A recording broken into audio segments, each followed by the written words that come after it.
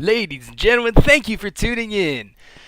So, kind of big thing sort of happened. I was on a podcast recently, started by a couple other people in a gaming subreddit. So, I'm going to link you to that YouTube channel that has that first video. We discussed The Walking Dead, which I know is a game that a lot of people really, really liked.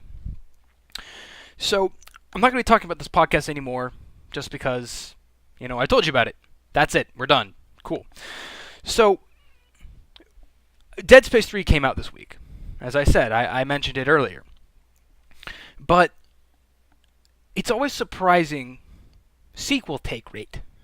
And you're sitting there going, what does that mean?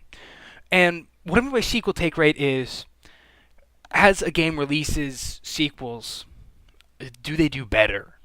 Or do they do worse? Or is it about the same?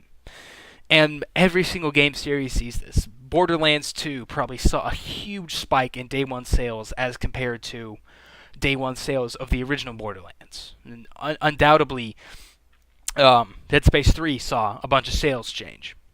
And probably the biggest showing of that to me is with Gears of War Judgment, if you pre-order, you get Gears of War 1 for free. And that's because when they looked at the Gears of War 3 stats, 1/3 of the people who played Gears of War had played Gears of War 3. So that's a 66% increase in the audience who had no idea what's going on in the story. Absolutely no idea. That just blows my mind.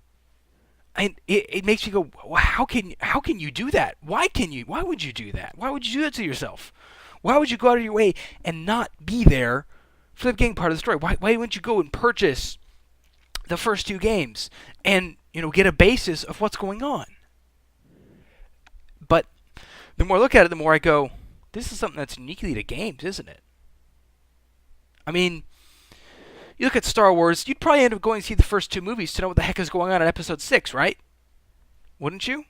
But video games, it's a much more costly investment. It's $60. You just go, grab that game, and play it. And certainly enjoy the game. But lots of little things, lots of little tweaks and hooks are lost. And to be honest, this really happens with story-based games. I wouldn't say that if you hadn't played Far Cry 3, you wouldn't get the same experience if you had played Far Cry 1 and 2, because those games are inherently different in so far as the story. They've all seemed to be succinctly different, which I can appreciate. If you're going to do sequels, and you make each of the sequels more of improvements on the previous game, but in a new universe, that's cool. That seems to be sort of like what GTA does. But then I go back to the old argument of, in a story-based game, like, imagine playing Mass Effect 3, having never played Mass Effect 1 or 2. You would be pooping your pants at all the different little stuff, all the little callbacks, and this character did this, and this character did that. You would not have the same experience as someone who had. And that's kind of cool, isn't it? The fact that if you haven't played the earlier games, you experience a completely different game. The more I think about that, the more I go, God, there are some games out there that would be like mind-blowing. And there's some games out there that would just sort of fall flat. Or not supposed to fall flat, but just not have as big of an effect. Like, I think about Halo 4. And if you haven't read some of the books, you haven't played the previous Halo games, you're sitting there going, what the fuck is going on? But you could sort of jump into Black Ops 2 and sort of understand it. I would definitely recommend playing the first Black Ops to understand that.